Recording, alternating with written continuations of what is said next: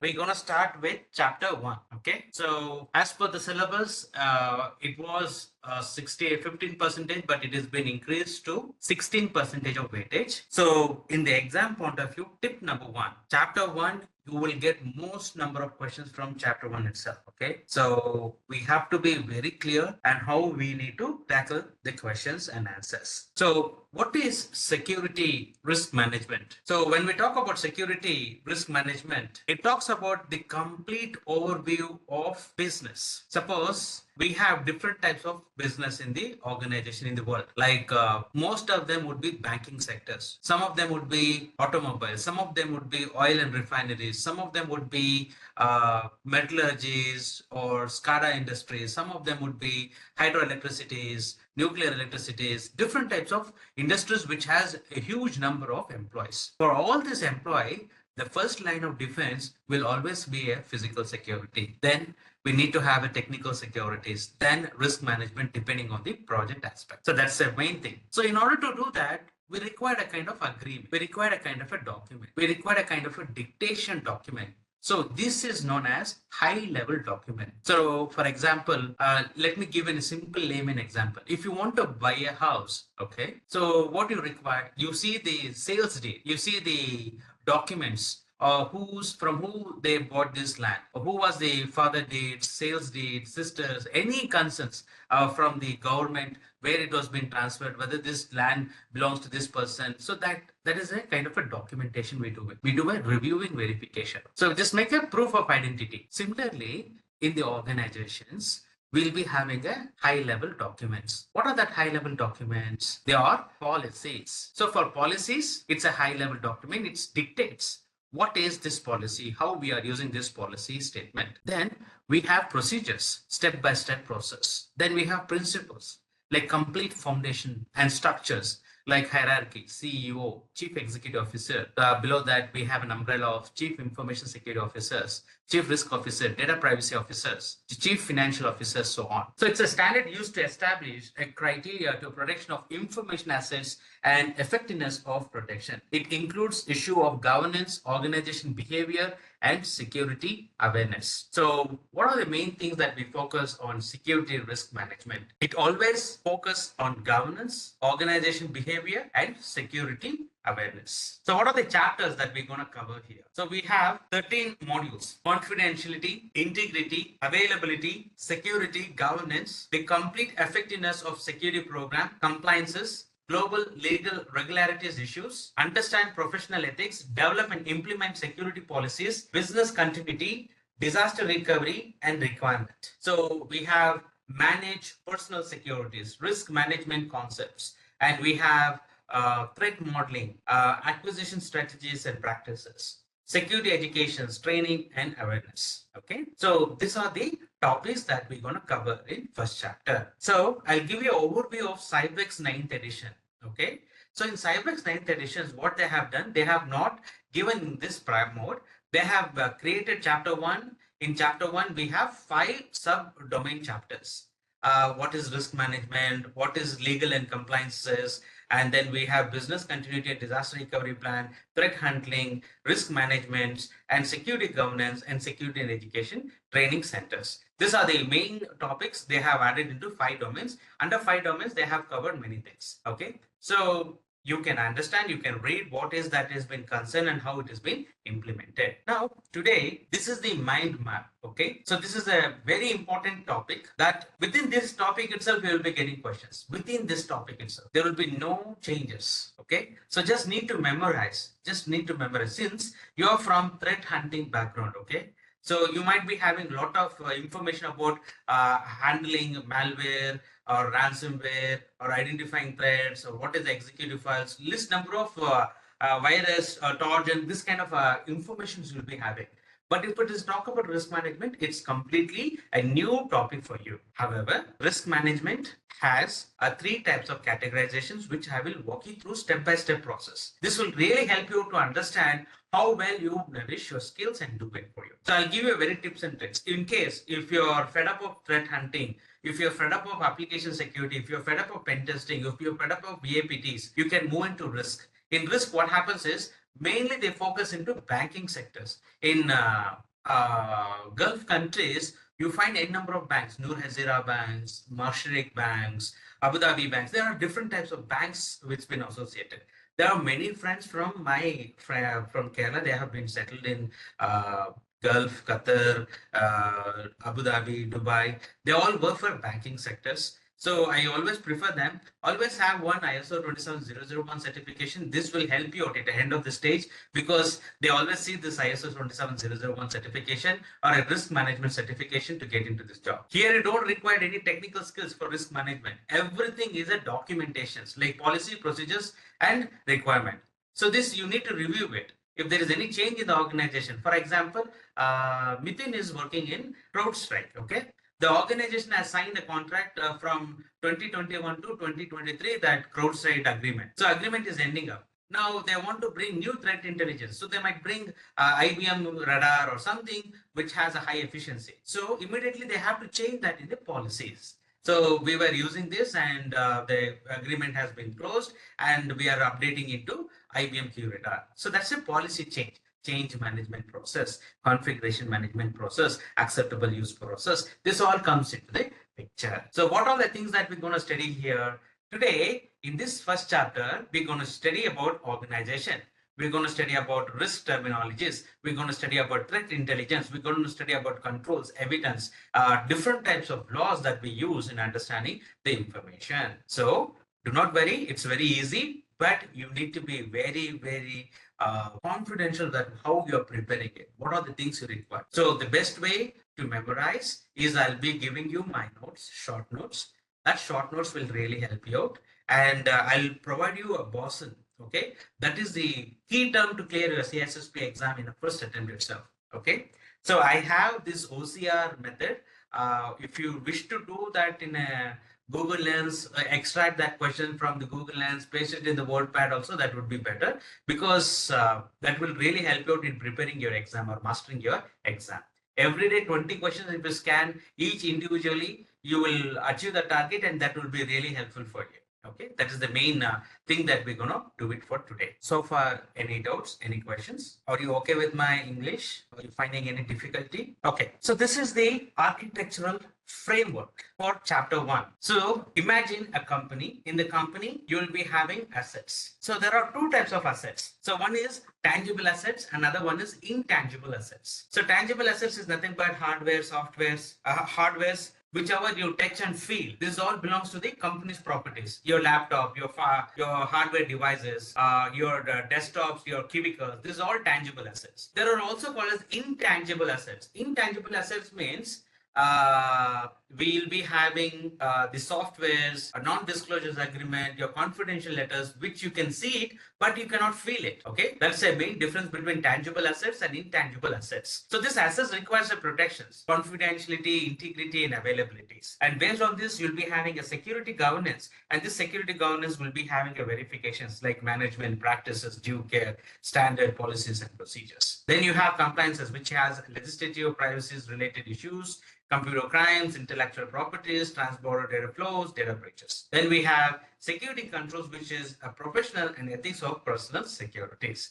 These are the very common practice that we use for the chapter 1. So let me walk you through this chapter. Based on this flow chart itself, the chapter is defined very well. So everything in the business we need to know. So it can be banking, like any business you go in or any business you support. So it should be balanced with this controls like confidentialities, availabilities, integrities, accountabilities, and assurance.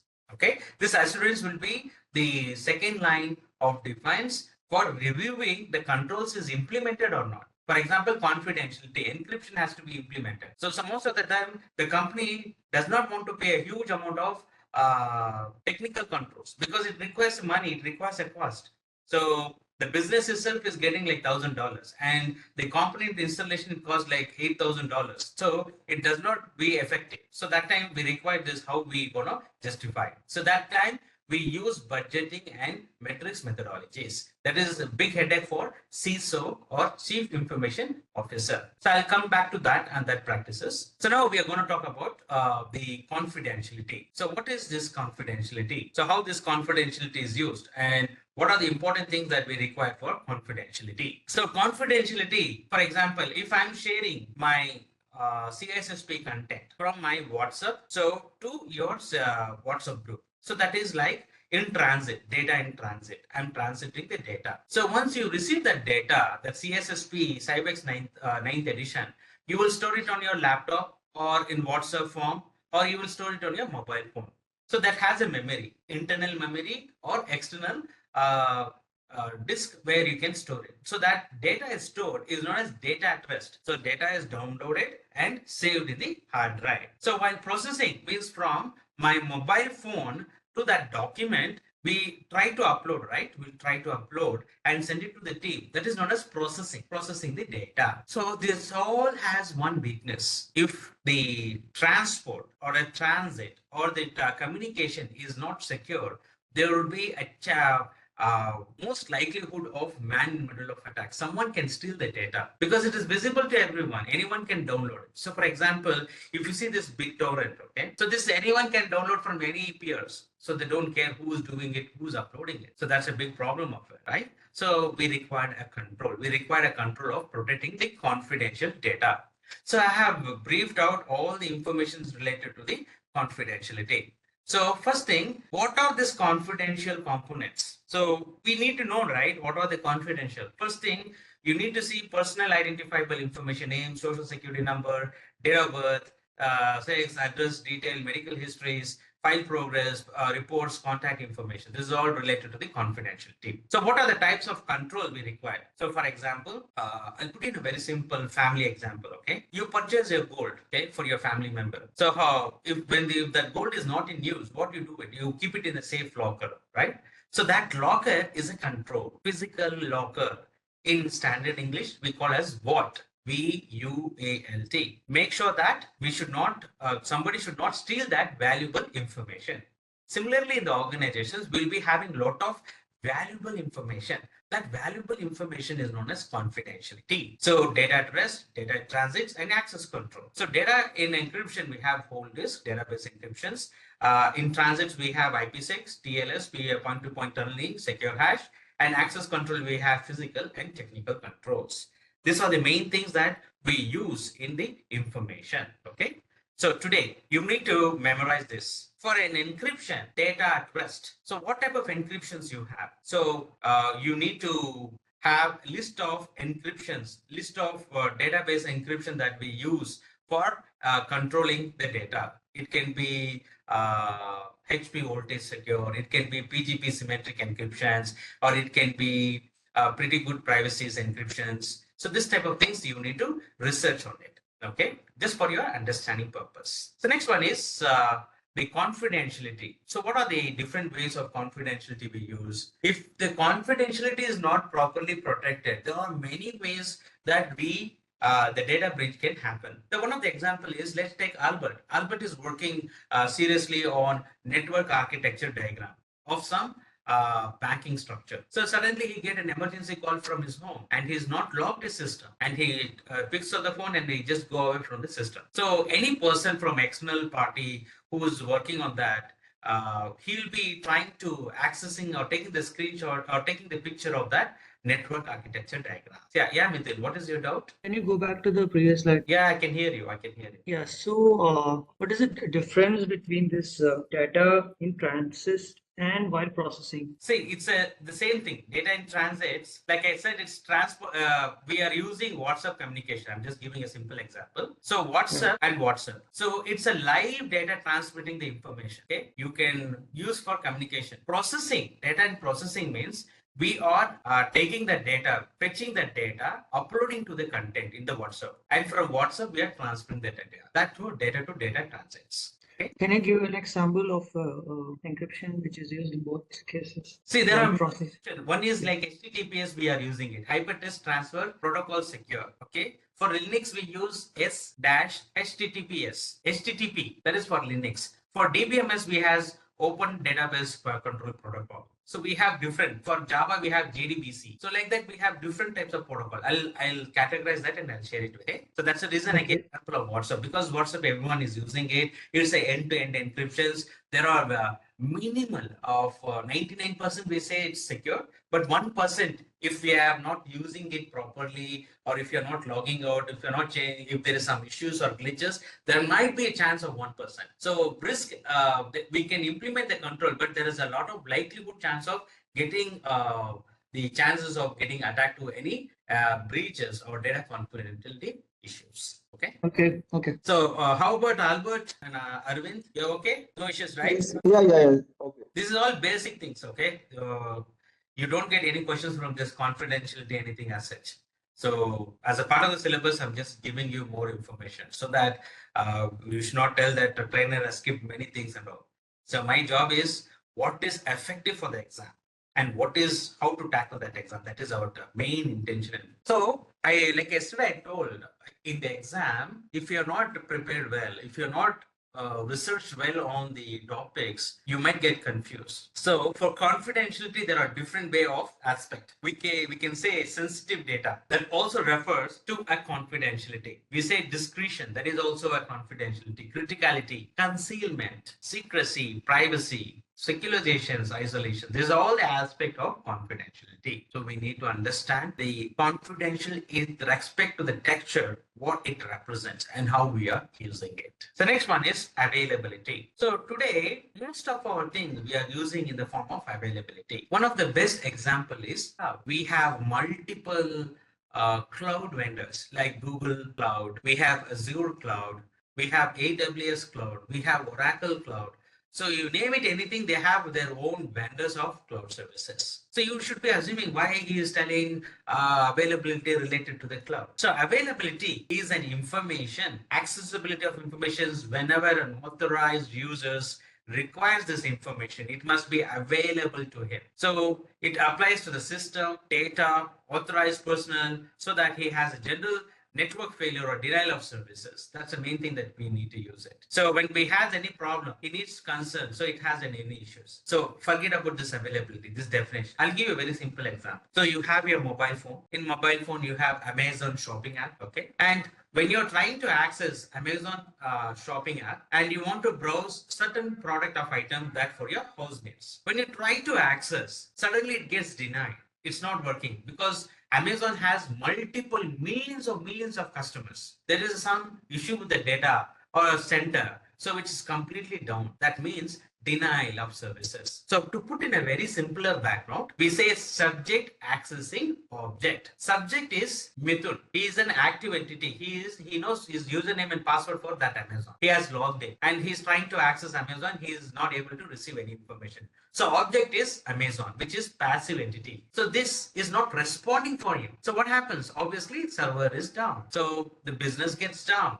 Reputation gets down. So there are a lot of failure issues that customer satisfaction is not a fail. Okay? Similarly, in our organizations, you will be getting a lot of email.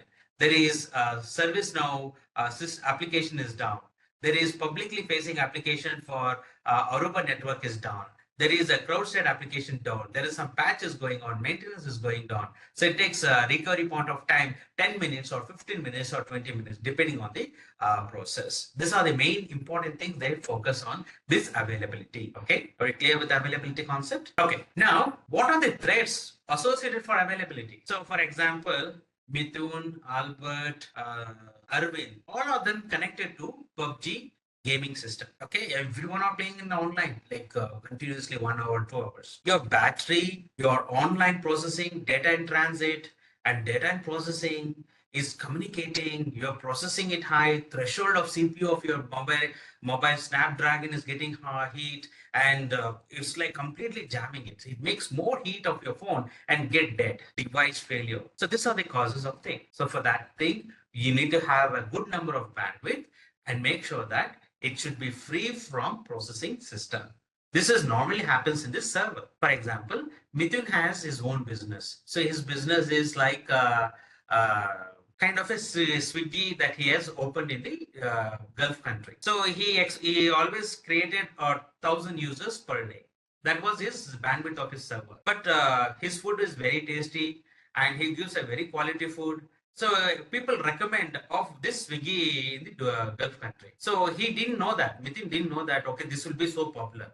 Instead of 1,000, the popularity has become to 5,000 users. And suddenly when he gets a request from 5,000, the server is not able to handle that 5,000 users.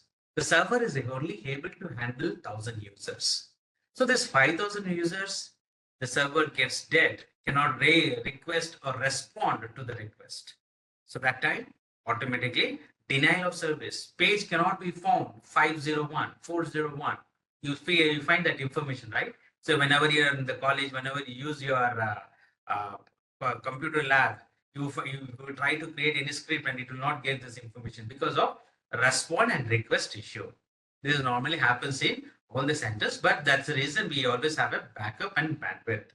So what are the countermeasures we have? Delivery systems properly using access control, effectively monitoring performance, network traffic, routers, prevent DOS attacks, implementing redundancy of critical system, maintain testing backups, more security policies, as well as business continuity policies, and so on. So they have a disk, server, sites, goals of eliminating single point of failures and maintaining the availability of critical system. This is the main thing they focus on, the countermeasure of availability. So what are the aspects of availabilities, usabilities? So if you are moving on to the cloud, nowadays everything across the globe, 98% of companies are using or adopted to cloud. Okay. Earlier we used to have separate data center, dedicated data centers. We had a lot of network operation center team, security operation center team, infrastructure team, monitoring on the applications. Now they have given to the cloud. So cloud, anything issue happens, cloud will take care. So that's known as usability. Accessibility of cloud is like, it can be Amazon, Google, or Oracle, or anything. The assurance of wider subject.